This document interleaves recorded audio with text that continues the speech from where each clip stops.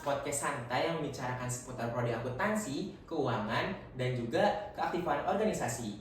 Buat kamu mahasiswa akuntansi atau yang pengen aktif di organisasi, episode kali itu wajib banget kalian dengerin sampai akhir. Karena hari ini kita kedatangan tamu spesial, yaitu ketua baru dari Himpunan Mahasiswa Akuntansi, yaitu Kak Arza di periode 2026 ini. Sebelum memulai podcast pada hari ini, izinkan saya memperkenalkan diri terlebih dahulu. Saya Muhammad Fajar yang baik dan rekan saya Nagita Ramadhani yang akan menemani host podcast hari ini. Oke, tanpa lama-lama, yuk langsung kita mulai aja potoksnya. Oke, mungkin sebelum mulai, buat Kak Arza bisa kasih perkenalan dulu dan dari angkatan berapa dan juga kesibukan sekarangnya apa? Oke, sebelumnya Assalamualaikum warahmatullahi wabarakatuh. Terus makasih juga buat kalian yang udah ngundang saya jadi narasumber hari ini. Terus udah disambut juga dengan baik, pokoknya the best lah. Terus pertama-tama perkenalan saya tuh Arza Wirayuda. Terus saya sendiri dari angkatan 24 dan kelahiran 2006. Terus kesibukan saya hari ini tuh apa ya? Hitungannya kan kelembagaan atau himpunan itu sendiri masih belum gerak ya, masih beberapa, ada responsi, terus ada kalian juga, HMAI, lalu nanti sedekatnya ada ASC. Ya belakangan ini mikirin terobosan program buat di yang lebih panjang atau yang di belakangnya lagi. Terus kalau kesibukan sehari-hari ngapain ya? Lagi kebantai tugas sih sebenarnya. Baru mulai semester udah kebantai tugas sebenarnya. Baru semester kebantai tugas, banyak banget tugasnya. Oke, Kak Azza, tadi dari kesibukan Kak Azza tiap harinya. Nah, aku mau nanya nih, gimana sih rasanya jadi ketua HMA akuntansi itu? Feel ya, mungkin pas awal ngerasa pride lah ya, bangga banget gitu, kayak wah bisa kepilih dari mungkin beberapa orang yang pengen jadi ketua himpunan, atau sebenarnya kan suatu ketum itu gak banyak mungkin orang yang bisa nempatin tempat duduknya ya. Cuman pas saya sudah naiki, sebenarnya tuh semua orang tuh punya, apalagi dalam PKKOM yang saya pas itu bangun sendiri, temanya itu dalamnya berpikir kalau semua orang tuh punya sifat leadershipnya masing-masing, terus tinggal orang itu tuh mau diasah, mau dikembangkan atau enggak. Jadi perasaan saya sendiri pas itu pride, namun pas saya jalani malah ngebangun jiwa kompetitif untuk ketum-ketum lainnya gitu. Jadi pengen ngimbangin juga dari ketum-ketum lainnya. Perasaan pasti senang sih, cuman ada apa ya, rasa beban sedikit sih untuk tanggung jawab itu tersendiri. Itu pasti kali ya. Iya, Itu pasti. sih perasaan aja buat jadi ketum. Untuk pertanyaan berikutnya, mungkin sebelum Kak Arza jadi ketua himpunan kan pasti itu Kak Arza itu sebagai anggota ya. Nah, mungkin ada nggak sih momen berkesan atau momen kejadian lucu sebelum Kak Arza ini jadi ketua himpunan?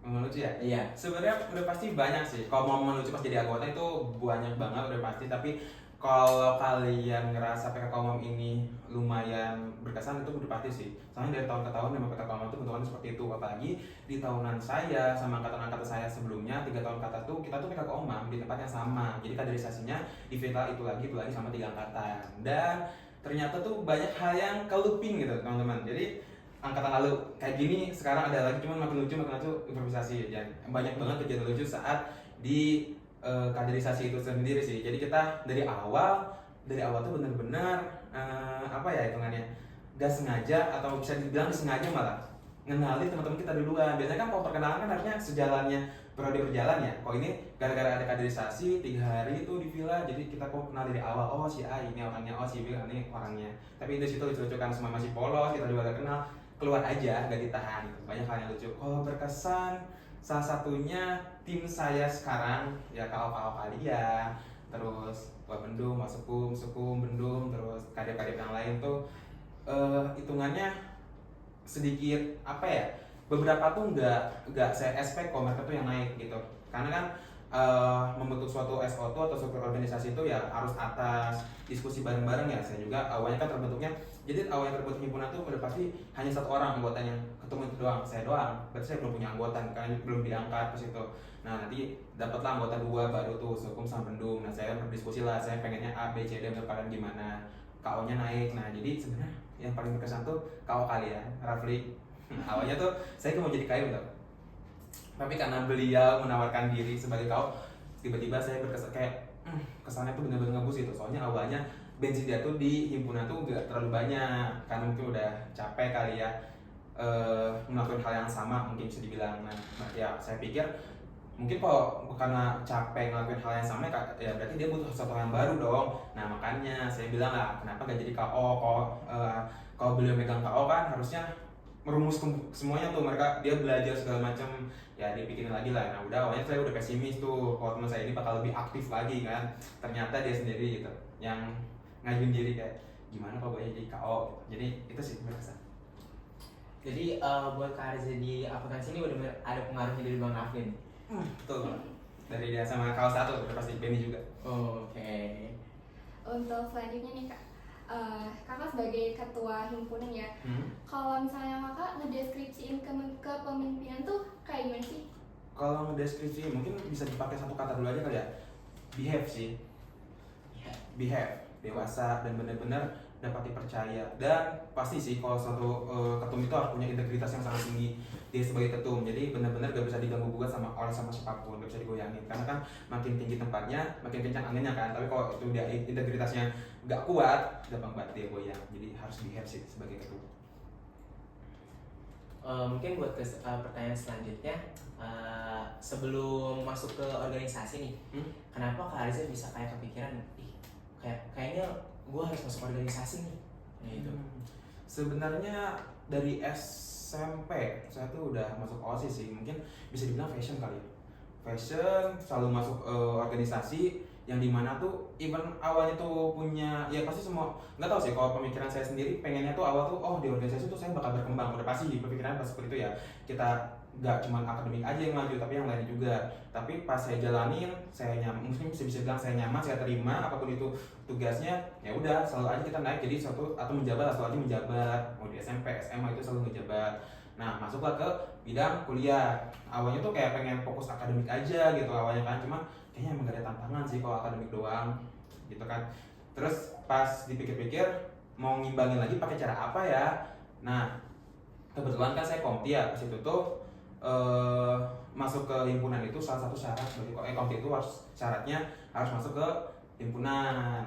Jadi emang harus gitu sih awalnya udah gak mau masuk, cuman gara-gara ada berita ini ya harus diwajibkan. Jadi sebenarnya awalnya setengah hati, cuman pas setengah hati ini saya nyari alasan utama lagi dong, kayak buat apa lagi ya, buat masuk himpunan apa yang mau saya capai lagi nih, suatu organisasi. Oh ternyata ada buat aju banding gitu. Saya bukan aju banding, saya buat di compare sama di SMA tuh bedanya apa sih gitu. Karena saya lihat track recordnya AMA, saya buka IG-nya, program-programnya tuh lumayan bagus gitu. Nah saya pikir kayak saya mau di proker A, proker B, proker C, saya mau nyobain sebagai panitia. Terus mungkin saya juga mau kayaknya mau nambahin suatu proker lagi deh yang berdampak apapun itulah. Awal harapannya begitu. Terus padahal tuh saya sendiri pun sekelas sama KO, Rapli, sama KB ini juga kan kita A, B selalu di satu ya. Gak tau komentar itu masih himpunan, jadi malah pas itu tuh kelihatan kelas B sendiri lumayan sedikit gitu yang masih himpunan, cuma karena kemauan diri sendiri pas itu juga diajak sama angkatan atas masuk dari himpunan. Itu sih kurang lebih.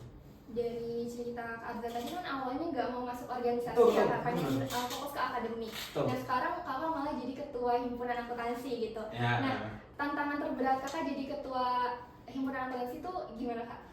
kalau tantangan terberat ya tadi sih mau nyambung kata aku dari behave, ngejaga image sih sebenarnya. Itu jujur lumayan susah. Mungkin kalian sendiri pun sedikit aneh punya ketemu yang kayak gini ya, sampulnya kadang sifatnya tuh gak bisa ditebak gitu. Cuman ya harus nge-balance sih antara lagi nyambung sama pihak eksternal, nyambung sama pihak internal, terus di internal juga ada beda-beda kan. Saya sebagai ketum yang harus ngawasin KO, KDEP, DHD yang lain, terus juga turun ke kalian. Jadi ngebentuk image yang cuman sulit bagi saya karena dari awal tuh hitungannya saya tuh sedikit apa ya? Bisa dibilang mungkin kalau orang sekarang ngomongnya avoidant kali ya. Iya, jadi kayak gampang capek buat mengerti akan suatu hal. Cuman selama jadi ketum tuh dapat pelajaran terpenting sih, bahwasanya kita tuh emang harus mengerti orang lain juga karena itu kan manusia sosial. Iya. Itu sih. Bentar.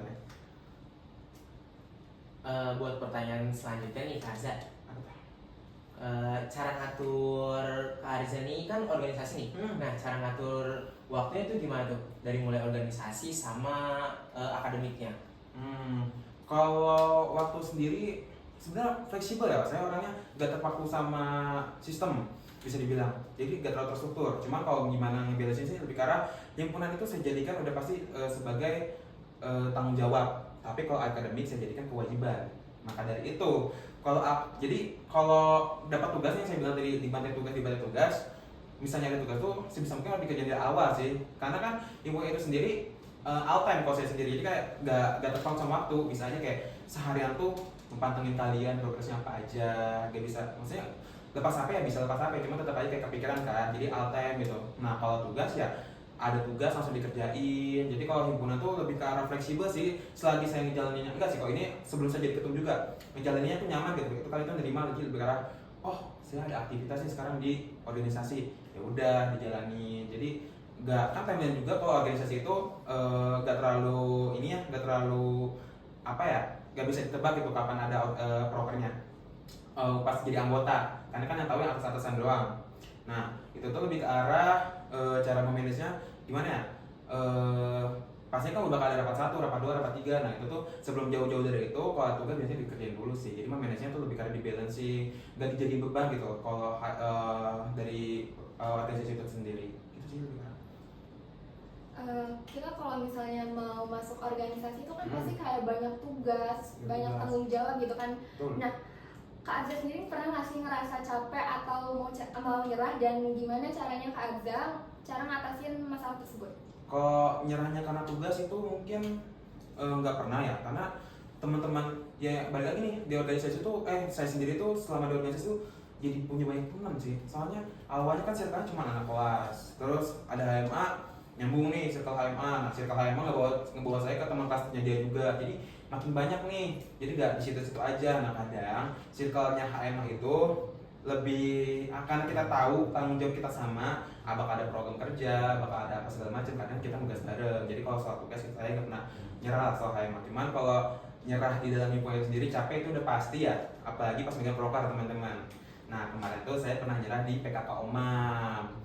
Nah yang awalnya mungkin digadang-gadang ketua pelaksana PKK Omam itu seorang yang paling kuat teman-teman, karena prokernya emang lumayan, walaupun hitungannya dia proker internal, cuman turun temurunnya tuh masih kental banget. Turun temurunnya masih kental banget, ada alumni dan segala macem, dan yang harus siapa tuh banyak kan, soalnya menyangkut dengan nyawa teman-teman. Kalian kan bakal 3 hari sama kita, nggak ada orang tua kalian, orang tuanya jadi kita.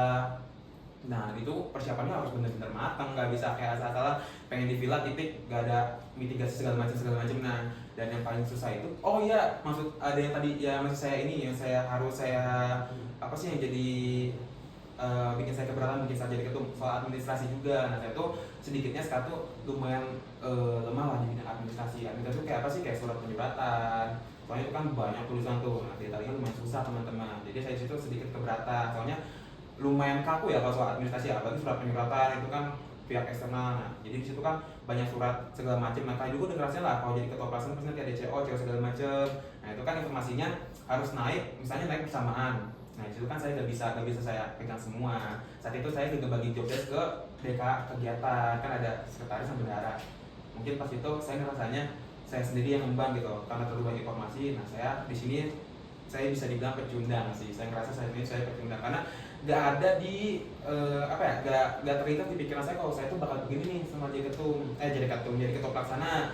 Soalnya saya pikir kayak ketua pelaksana PKK mau saya libas, abis saya ketua pelaksana, abis prokernya baru saya mau nangis, mau apa seterada itu. Awalnya pengen komitmen kayak gitu, akhirnya saya menyerah karena terlalu banyak itu sih, lebih karena banyak informasi terlalu datang bersama pegang proker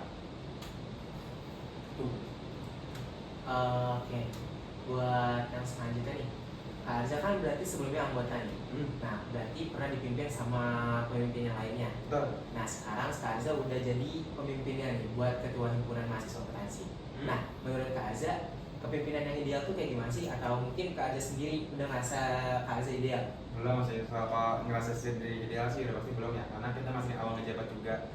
Terus kalau diomongin soal ideal, kan kalau soal pemimpin itu ada paham kiri, ada paham kanan, ada otoriter, ada liberal, dan segala macamnya. Cuman yang saya pelajari ada nanti namanya program kerjanya itu PDMA, Pesta Demokrasi Mahasiswa Akuntansi. Nah situ kan saya belajar, saya screening sama teman-teman, sama alumni, saya screening sama kakak-kakak saya di atas. Nah jadi soal fleksibel, jadi ketua umum yang ideal tuh yang bisa fleksibel gitu, yang nggak harus otoriter terus, gak harus liberal terus, tapi itu bisa di tengah-tengahnya lah, fleksibel. Tergantung kondisinya sifatnya. Dan mungkin kalau ideal, kalau kalian nonton anime ya, di ada satu yang anime namanya Kimetsu no Yaiba. Nah ada di situ pemimpinnya namanya Ubuyashiki. tahu nggak yang kena Oh ini itu yang yang ininya, buta, ya itu yang yang buta, yang paling atas yang lah. iblisnya ya, iblis utama ya kan dia. saudaranya Oh. yang pemimpinnya yang baiknya gue Oh, iya, iya, pokoknya tahu, pokoknya tahu, dia tahu. lah pokoknya dia. Nah pokoknya dia tuh suatu karakter yang dimana tuh pemimpin walaupun dia harus mengemban sebenarnya dia ngemban kutukan karena ada demon kan ya. Jadi walaupun dia ngemban kutukan tapi dia tuh harus masih bisa berempati besar terhadap anggota-anggotanya gitu. Terus tenang ya walaupun dia tahu umur dia tuh gak banyak tapi dia punya job desk harus ngebasmi iblis yang ada gitu. Cuman ya itu walaupun dia bebannya banyak tapi dia visioner. Nah, itu menurut saya ideal seperti itu sih. Kalau dari sikap luarnya itu tenang, udah gerasa gerusuk. Kalau luar yang luar kepemimpinan mah fleksibel lah ya, gak harus kaku, gak harus segala macem. Itu sih tadi gue sih. Mungkin di dalamnya kan. Nah, dari yang tadi kan udah diceritain tuh nyerahnya kenapa ya, gimana sih cara nanggulanginnya saat itu. Sebenarnya saya tipe orang yang bukan gak suka kalau gue suka ditegur bahaya sih sebagai gue suka ditegur. Lebih karena saat itu tuh karena sedikit mengincar idealis sama profesionalis, gak mau sampai punya miss. Nah akhirnya saat itu ditegur lah saya kan saat saya menyerah tuh kayak bilang ke kenapa? Karena saya menghilang saat itu yang dimana itu lagi urgent, lagi banyak urusan administrasi lagi naik. Jarang lah soalnya maksudnya saya sendiri kayak gak berpikir saya tuh bakal seperti ini saat jadi anggota. Aneh banget makanya jadi ketuprak. Saya kemana sih saya? Nah saya tuh gak lepas HP, tidur aja gitu, ngelepas beban ya saat itu ya. Terus dichatin lah, diapalah. Nah terus kan saya punya kakak-kakak ya, itu ada Kak Uji, ada Kak Wawa yang dinasihatin kenapa segala macem. Kalau emang capek ya minta uluran tangan, saat itu bilangnya begitu. Terus langsung, nah cara nanggulanginnya ya langsung fokus pada awal lagi sih kan. Pas itu kita semua disahkan ya pas di rapat kerja ya, saya sudah disahkan, saya sebagai ketua pelaksana, berarti saya sudah punya tanggung jawab buat nyelesain program kerja saat ini. Saya riset, diem, terus balik lagi pada tujuan utama saya, masuk ke organisasi mau ngapain, mau nunjukin, mau ngambil skill. Kalau saya gagal di sini aja berarti saya gak berkembang gitu. Apalagi itu kan program kerja terakhir ya, pas di akhir udah sejauh ini, gak ada yang ke-upgrade nih, saya yang ada malah menyerah. Kalau kayak gini aja saya normalisasikan, mungkin bisa aja ke depannya bisa gitu terus gitu. Makanya saat itu saya riset, berkaca, oh iya harus nanggulangi. Jadi lebih ke arah ingat tujuan awal sih, kenapa masuk di organisasi. Terus saat itu kan PKKOMAM itu gak ada yang milih. Saat ini keren ada yang milih angkatan kalian, ada yang milih lah. Pas itu tuh pas dibagiin program kerja gak ada yang milih. Nah saat itu hitungan saya ditunjukkan, akan saya udah ditunjuk, udah dipercayakan. Saya kembali ke situ sih. Jadi langsung nge-flashback ke jauh, terus udah dipercayain ya harus bisa membantu. Soalnya saya satu lagi saya kan berpikir PKKW ini kan kaderisasi ya, buat regenerasi himpunan kalian lah buat masuk ke dalam. Nah kalau saya gak all out, saya juga dicapai di periode kedua gitu. Untuk masuk organisasi itu kan punya banyak manfaat ya kak. Nah manfaatnya sendiri kan kita bisa mengasah soft skill kita. Tuh. Nah gimana himpunan mahasiswa akuntansi itu bisa ngebantu mahasiswa yang siap masuk dunia kerja gitu kak? Ada nggak sih? Banyak sih, bener-bener banyak. Soalnya suatu kata yang pernah saya serap soal himpunan itu lebih karena organisasi itu miniatur kecil dari dunia kerja teman-teman. Nah terus saya pikirkan pas itu ada accounting field trip, kita ke perusahaan-perusahaan, saya langsung pergi ke perusahaan. Oh iya sedikitnya tuh sama banget alurnya, pengembangan tanggung jawabnya. Jadi itu kita ditempa lah buat siap menghadapi kerjaan. Jadi kayak ya udah kalau di perusahaan kayak nih deadline kerjain, kalau di sini kan nih ada program kerja kan selesain, ya kayak hampir sama gitu teman-teman. Kalau tanggung jawabnya itu sama. Kalau soft skill yang keasah tuh yang tadi Aji bilang tuh soal administrasi. Soalnya sebagai accounting itu suatu soft skill yang benar-benar selain akademik yang harus kalian bisa tuh detailing teman-teman. Detailing sama remaining yang kuat banget. Karena kan kalian bakal ketemu sama angka segala macam, salah satu aja bisa salah ke bawah. Nah kalau kalian gak detailing, di situ gak bisa ngedetail, kalian bakal susah di akuntansi itu sendiri. Nah di himpunan mahasiswa akuntansi karena diajari tentang administrasi juga, ya mau siapapun, mau bendaharanya belajar keuangan langsung, terus sekretarisnya ngebantu ketua pelaksana buat ngelancar administrasi, itu jadi belajar sih, nambah soft skill. Nah saya awalnya orangnya cepet banget dalam membaca, cepet banget dalam berbicara, pokoknya orangnya serba cepet lah. Benar-benar semenjak masuk himpunan tuh jadi lumayan soft gitu, jadi benar-benar apa-apa didetailin dulu, karena soalnya surat penyuratan tuh gak sekedar surat penyuratan formalitas doang gitu, ternyata isinya tuh emang diperhatikan. Karena orang mungkin kalau eksternal, mungkin kalau internal kan nih diisiin surat undangan, oh gue diundang, udah gitu kan, udah gak didetailin. Nah kalau kita kemarin undang eksternal, dia tuh abis dikasih surat, dia baca detailnya. Nah kalau ada salah kalian bisa dievaluasi. Jadi dari situ belajar lah, jadi soft skillnya ada detailing, itu untuk bantu akuntansi sama reminding yang kuat. Kalau kalian pelupa, bahaya sih dia dalam akuntansi kalau pelupa. Jadi organisasi sendiri banyak banget yang akan manfaatnya. Banyak banget, Jadi banyak. buat kalian yang ragu-ragu masuk himpunan, boleh langsung dicoba. Harus coba. Tadi kan kita udah ngomongin skill-skill yang udah yang ngaruh buat di dunia kerja nih. Nah, kalau menurut Kak Arja sendiri nih, skill apa sih yang kayak basic minimnya nih buat mahasiswa akuntansi? Basic apa? Iya, basicnya yang harus banget kayak mahasiswa akuntansi ini bisa gitu. Bisa ya. Public speak sih udah pasti sih. Entah kenapa, mungkin kalau akuntansi juga kita bakal jarang ini ya, mungkin kalian mikirnya kalau di akuntansi itu cuma ngejurnal, angka-angka segala macem, ya otaknya doang dipakai. Ternyata kalau ke dunia kerja langsung, apalagi saya sekarang semester 4, banyak banget mata kuliah yang presentasi, gak baca notebook. Sebenarnya banyak sih, kayak mungkin salah satunya kayak kemarin di bisnis com kan kita presentasi ke depan, boleh lihat buku boleh enggak. Nah karena saya udah terbiasa berbicara kayak gini, dari banyak rata-rata yang masuk ke himpunan mahasiswa akuntansi yang kita sekarang kelas AB, saat mereka maju mereka ke bawa catatan. Perbandingannya dengan mereka ikut himpunan, mereka masih kurang pede, masih suka bawa catatan. Jadi kan mereka udah terbiasa ngomong di himpunan, terus emang harus bukan ditutup ya, tapi karena emang kerjanya emang harus banyak ngomong dengan jelas, karena biar komunikasinya biar lancar, itu ngebantu banget public speak. Terus tadi detailing pada surat penyuratan kepake juga buat di jurnal penjurnalan. Jadi mereka tuh walaupun kerjanya cepet, kan di himpunan pasti aja kalian punya deadline. Nah sama, nanti pas ngerjain akuntansi juga kan kalian juga punya waktu untuk mengerjakannya kan. Di situ kalian terlatih walaupun sebanyak apapun itu tugas kalian, tapi kalian bisa detail, gak ada yang kelewat. Terus apalagi tadi reminding juga, ingetan, apalagi ya. Udah sih mungkin kurang lebihnya itu sih. Public speak, detailing, reminding, sama yang dari himpunan ya. Oh, berpikir kritis teman-teman. Jadi akuntansi gak soal angka-angka doang sih.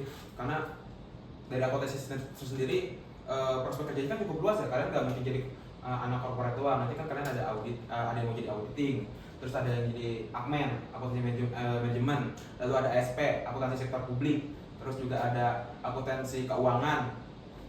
Nah dari semua itu gak soal angka-angka doang. Teman-teman, selain soal angka-angka, masuk himpunan juga itu bisa jadi suatu jalan buat kalian itu melatih kepercayaan diri teman-teman, dan juga melatih public speaking kalian. Betul. Kak Arja, kita mau nanya nih sebagai anggota baru ya, sebagai anggota baru himpunan akuntansi. Nah, gimana sih Kak cara ngebangun tim yang solid biar kita tuh kalau misalnya dikerja di program kerja, itu tuh kayak bisa solid gitu, tugas-tugasnya kita kerjain bareng. Nah, ini tuh mungkin benar-benar buat PR juga buat siapapun nanti, buat kalian di luar, buat teman-teman angkatan baru juga buat depannya, gimana bentuk tim yang solid teman-teman. Yang pertama kalian harus kenali teman kalian dulu. Yang kerja ini kan mungkin kalian dibagiin bukan kayak dari awal, saya kelas A nih, tim saya juga bakal kelas A, semua kan gak kayak gitu ya. Kalian itu bakal dipencar. Yang utamanya kalian harus ngerti dulu satu sama lain nih, si A tuh gimana cara kerjanya, si B itu cara kerjanya gimana. Walaupun kalian sudah dikasih job desk-nya masing-masing, kayak Nandita misalnya disuruh bikin apa, Fajar disuruh bikin apa. Nah kalian tuh harus ngerti satu sama lain juga gitu. Mungkin bisa aja walaupun job desk-nya kayak gitu, kalian tuh bisa nge-switch kayaknya, oh saya lebih suka membuat poster, nah Nandita jadi buat poster, Fajar yang bikin buat tagline atau segala macam. Itu terus juga kalian tuh sebenarnya DK-nya juga sih harus ikut turun. Nah, kalian tuh membangun konsep bersama. Nah, kalau konsepnya kalian kayak gini, kan ujungnya konsep kalian bikin, yang jalan juga kalian. Nah, ketika kalian jalannya kayak ini tuh bikin capek gak sih? Ini tuh outputnya apa sih buat kita juga? Nah, di situ kalian harus bangun konsep bareng-bareng, kayak minta pendapat sama yang lain juga. Nih program kerja saya konsepnya kayak gini kan, kayak kemarin tuh rapat 1, Bianca udah ngasih tahu proposalnya bakal gimana. Nah bisa aja dibahas langsung pas kalian kumpul per CO-nya lah, kumpul bareng dulu kan sama satu tim, kayak gimana konsep yang ini, gimana konsep yang ini, kayak kalian harus bangun bersama gitu. Terus gak bisa dari awal pun divisi misi saya mungkin ya, bukan divisi misi sih, lebih ke arah yang saya harapkan saat saya jadi ketua umum tuh menghilangkan tekanan atau pressure yang ada dalam suatu organisasi teman-teman. Jadi ya udah, walaupun kalian udah punya tanggung jawab, cuman gimana sih caranya biar ngejalannya itu tetap humble, tetap kayak bisa dinikmatin, ya itu tadi. Jadi gak bisa ditekan banget itu anak-anaknya, teman-teman kalian juga dari atas gak bisa ditekan, makanya dari KO KDEP sekarang benar-benar nyesuaiin lagi sama kaliannya buat serelevan mungkin lah tuh. Jadi komunikasinya juga harus saling terbuka ya? Harus saling terbuka komunikasi dan koordinasinya. Nah, ngomongin komunikasi nih Kak, menurut Kak Arza seberapa penting sih komunikasi dalam organisasi? Udah pasti penting banget sih teman-teman. Kan kemarin aja di PKK Omong saya mengangkat tema itu ya. Pokoknya apa yang saya angkat kemarin tentang leadership, komunikasi, terus kekeluargaan, cooperation, itu tuh sesuatu yang penting dan himpunan bagi saya sendiri. Karena kalau komunikasinya miss, itu tuh benar-benar bisa acak-acakan banget, bener-bener acak-acakan banget sedikit apapun. Jadi dari kan ada dua nih, komunikasi dan koordinasi. Dalam koordinasi itu pasti dipakai komunikasi teman-teman. Jadi kalau komunikasinya aja udah gak lancar, apalagi koordinasinya. Soalnya kan kalau dari segi formal yang dipakai di himpunan itu tersendiri pasti banyak koordinasi teman-teman. Itu kan sifatnya kayak minta tolong atau minta bantuan ya. Tapi kan kalau komunikasi udah bebas nih, kayak kita sekarang udah dua arah komunikasi, mau ngalur ngidul pun itu namanya komunikasi.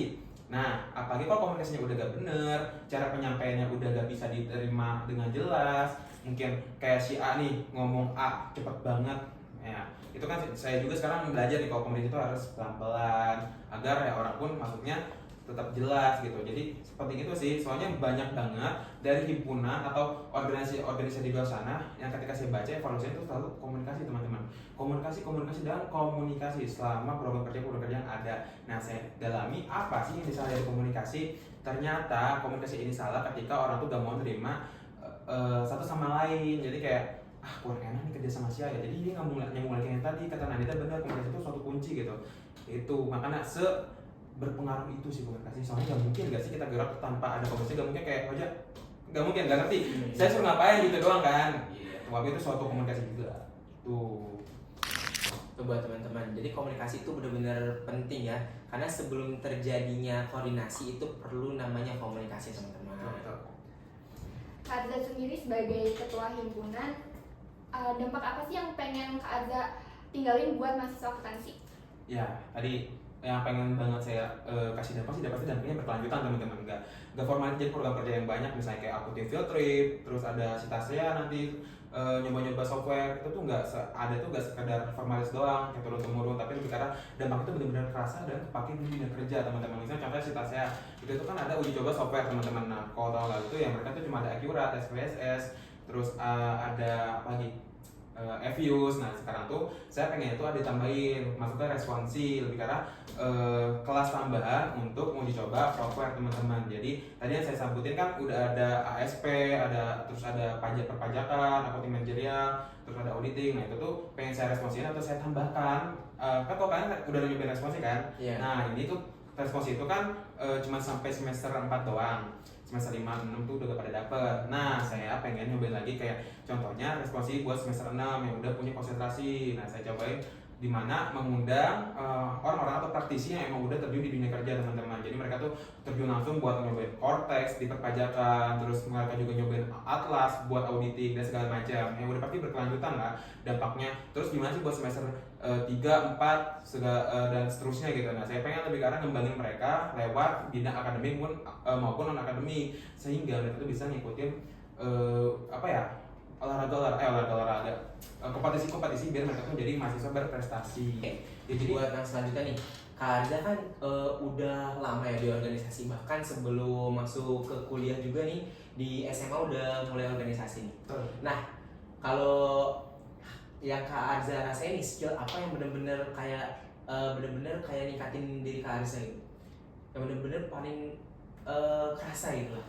Yang paling kerasa ya, saya tuh tipikal orang tadi sih lebih karena jujur benar-benar pengen banget hindarin masalah, pengen banget hidup santai, pengen banget hidupnya lempeng-lempeng aja. Cuma di dalam akuntansi sendiri diajarkan untuk berani buat ngadepin masalah yang ada gitu. Benar-benar kalau kamu punya masalah ya kamu harus diselesain, bukan ditentarin sehingga masalahnya larut sendirian. Nah, itu kayak tanggung jawabnya ke Asa. Terus public speaking saya benar, kalau mungkin kalian bisa nanti nanya teman-teman saya atau kakak-kakak kalian, saya tuh juga orang yang cepet banget ngomongnya teman-teman, karena tipikal saya tuh otaknya kayak jalan cepet, jadi mulut pun harus jalan cepet. Kalau temponya saya turunin, buyar tuh yang di otak saya. Nah, gara-gara saya screening PDMA, dikasih tahu nih sama atasan-atasan atau sama orang yang udah kerja juga, kalau kamu begini tuh nanti di dunia kerja gak ada yang tertarik kalau ngomongin cepet-cepet. Soalnya even ngomongin cepet kelihatan kritis, cuman kalau isinya nggak bisa ditangkap dengan jelas, nah itu tuh benar-benar gak diperhatiin sama sekali. Nah itu public speaking saya biasa. Terus pede buat maju ke depan itu udah pasti sih. Alhamdulillahnya kemarin lumayan banyak dapat peran buat tampil di depan program kerja, pokoknya apapun itu, jadi MC, jadi ketua pelaksana.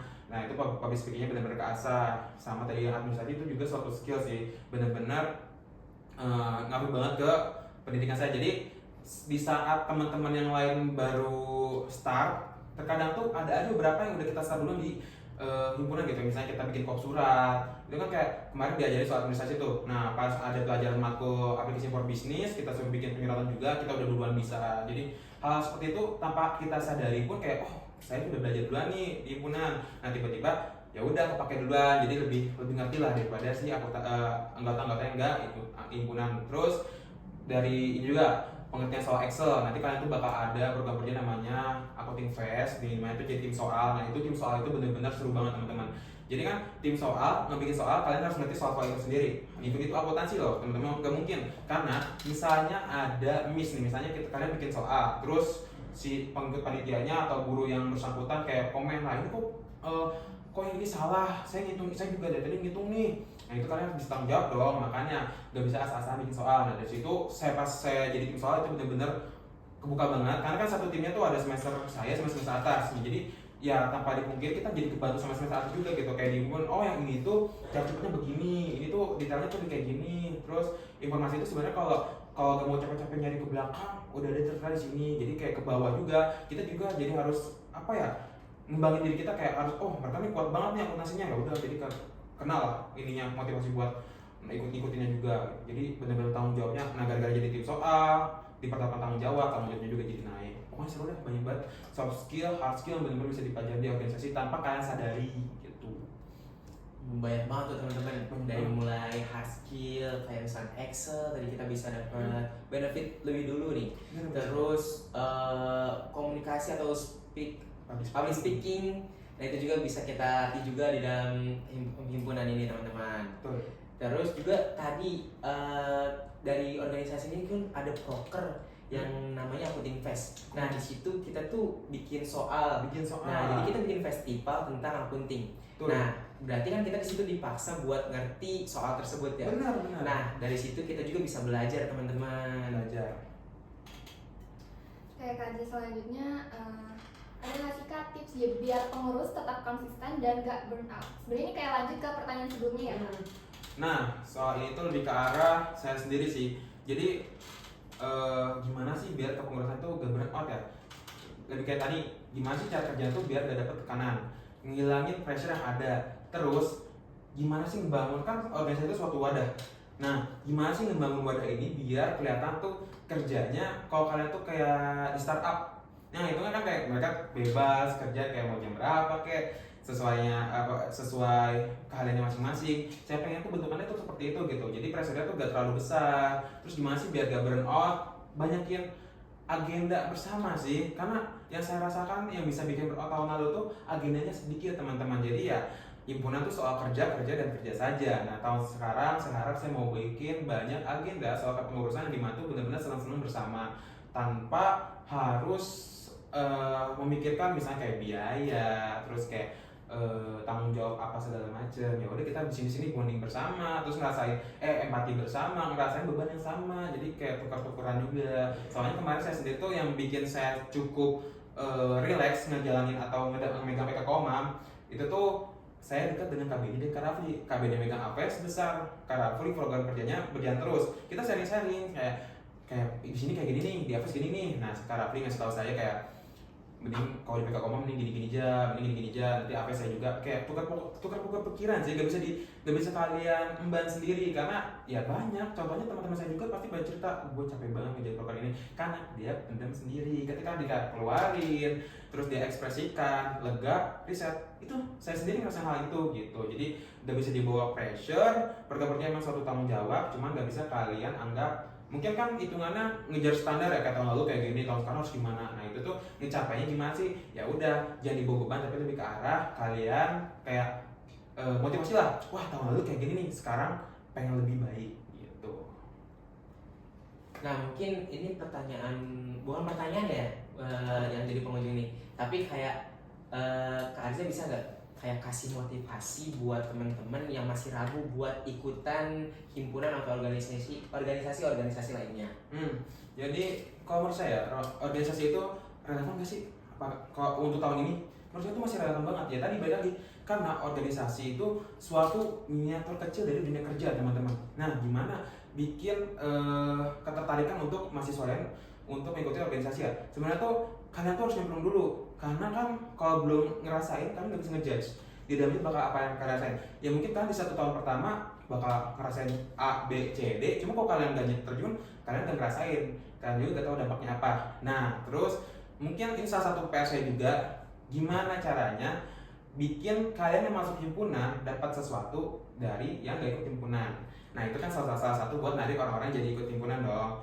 Nah terus dari track record juga, saya harap orang-orang yang akan ikut himpunan itu kita lihat track recordnya nih, jadi apa sih keselanjutannya gitu. Jadi benar-benar berdampak, gak abis masuk himpunan tuh gak dapet capeknya doang gitu, tapi yang keluar tuh harus udah dapat segala macam A, B, C, D, terus kayak udah kenal juga sama dosen-dosen yang ada. Jadi pas kalian skripsi atau bimbingan pun kayak udah enak aja gitu. Jadi keluar tuh bener-bener udah bawa bekal kalau bisa dibilang, jadi gak tangan kosong gitu sih. Lebih ke arah buat kalian yang masih ragu buat ngikutin organisasi, kalian tuh harus nyemplung dulu guys, buat tahu apa ada isi di dalamnya. Karena kalau kalian ngeliat-liat doang, mungkin kan kalau di feed di Instagram segala macam kan yang diposting mungkin bagus-bagusnya doang, atau teman kalian kadang cerita kayak aduh di gua di himpunan capek segala macam. Tapi kalau kalian cuma lihat dari sampulnya doang, kalian gak bakal tahu isinya guys. Karena sampulnya keruh, ketika kalian nyelam tuh banyak banget hal yang nggak terduga gitu. Jadi apa sih yang harus itu ya kalian nyelam dulu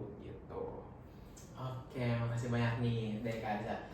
Nah, oke teman-teman, kita udah sampai di ujung acara. Mungkin itu dia sharing kita pada kali ini. Semoga sharing kita pada kali ini itu bisa berdampak dan memotivasi teman-teman sekalian. Tuh. Bener banget, dari cerita dan pengalaman Kak Arza tadi kita bisa nyimpulin kalau aktif organisasi itu banyak banget manfaatnya loh teman-teman. Makasih juga buat Kak Arza nih, udah benar-benar menyempatkan waktunya buat kesini. Sebenarnya terima kasih juga buat kalian yang udah nyambut saya terus jadi host. Kalian tuh jujur keren banget sih. Chill lah, saya di sini jadi kebawa buat santai juga bercerita. Terus sebelum itu saya punya tagline sih buat anak-anak akuntansi atau buat akuntansi itu sendiri. Dalam akuntansi, angka akan mengungkapkan fakta dan di dalamnya butuh integritas. Dengan belajar yang tekun dan meningkatkan akademik, karena akan dapat pengetahuan tentang angka, tapi soal integritas di HMA kalian akan mendapatkannya. Jadi jangan lupa ikut himpunan. Gitu. Oke. Terima kasih buat teman-teman yang udah dengerin podcast hari ini sampai akhir. Jangan lupa stay tune video podcast selanjutnya. Bye bye. Nah.